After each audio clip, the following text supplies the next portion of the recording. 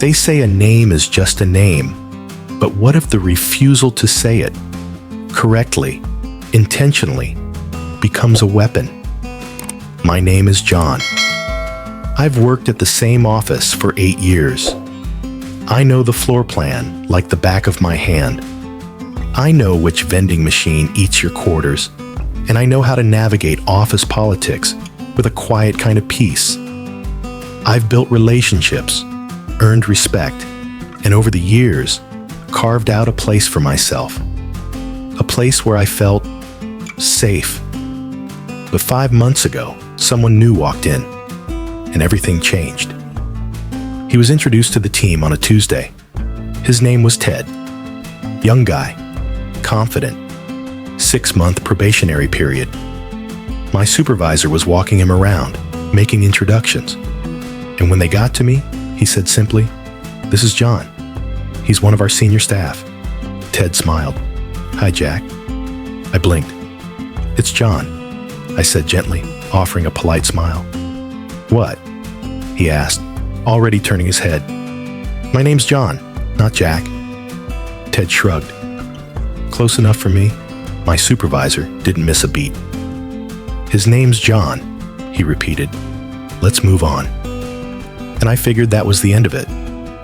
A slip, an awkward introduction. Happens. But it wasn't a slip. It was a beginning.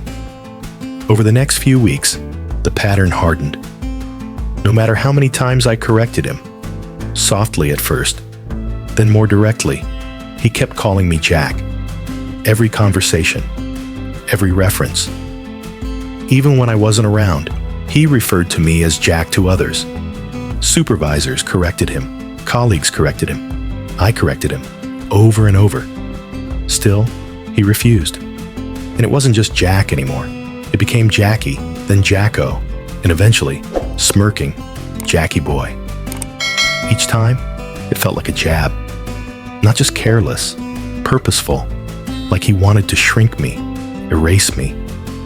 And that's when I knew. It wasn't about forgetting my name. It was about disrespecting who I was. So I made a decision. I pulled him aside one day and said firmly, "You either call me by my name, or I don't respond to you at all, no matter what the situation is." He didn't even blink, just grinned and said, "Sure thing, Jackie boy." That was it. Line drawn. If he wanted to play games with my identity, I'd stop playing entirely. And for a while, it worked. I ignored him. Didn't see him much. We didn't work directly together.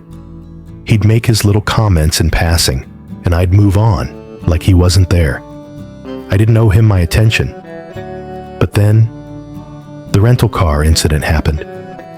Ted had been sent on a 2-day business trip. Pretty routine. He'd need to return the rental car late one evening, after the office closed. Around 7 p.m., I worked late some nights. Ted must have known that. Because without asking me, without checking, he just announced one afternoon, "Hey Jack, I'll be dropping the rental off at 7. See you there for the ride back." No question, no confirmation, just assumption. I didn't respond.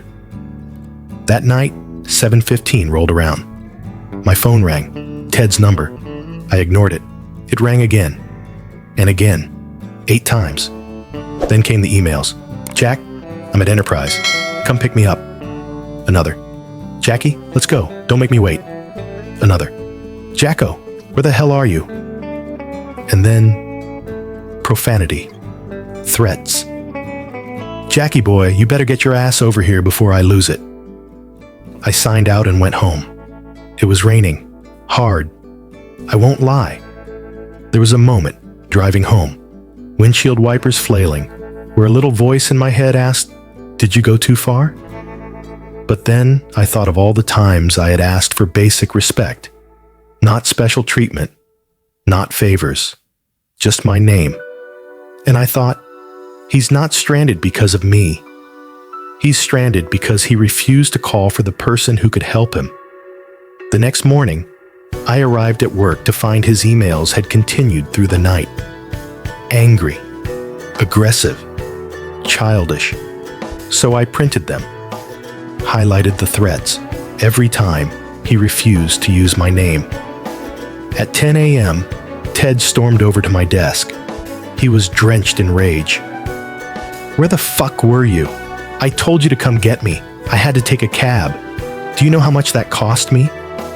His voice echoed through the office like a siren, red-faced, furious. I didn't respond, just looked at him, silent.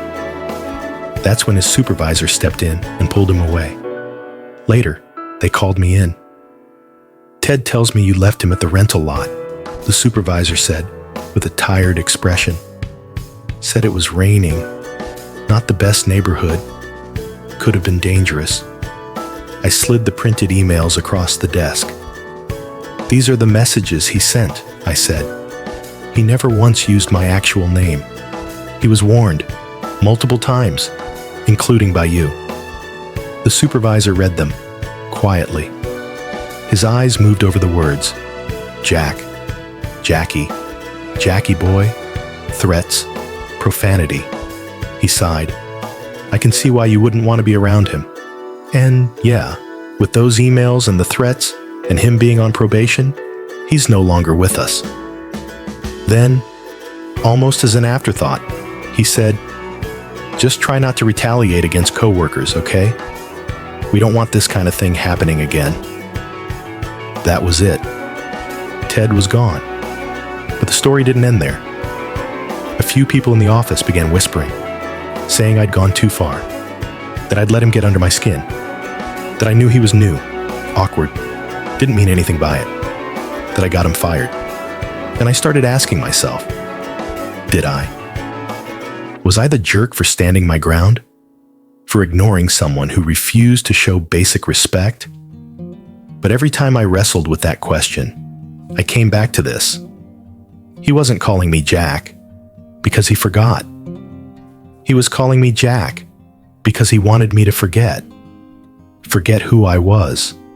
Forget my place. It was dominance disguised as casualness.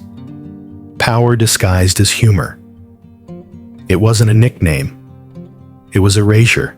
And when someone tells you, clearly and calmly, this is the line, and you laugh and step over it anyway, what happens next is on you. So, am I the asshole? Was it cruel to let him sit in the rain, waiting for a ride that was never coming? Or was it justice? A reminder that even in something as simple as a name, there's power, dignity, a line you don't cross. You tell me. This is AITA Story Vault. Today's story wasn't about a name.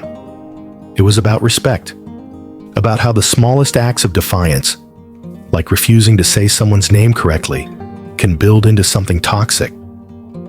How what feels like a harmless joke to one person can be a daily humiliation to another.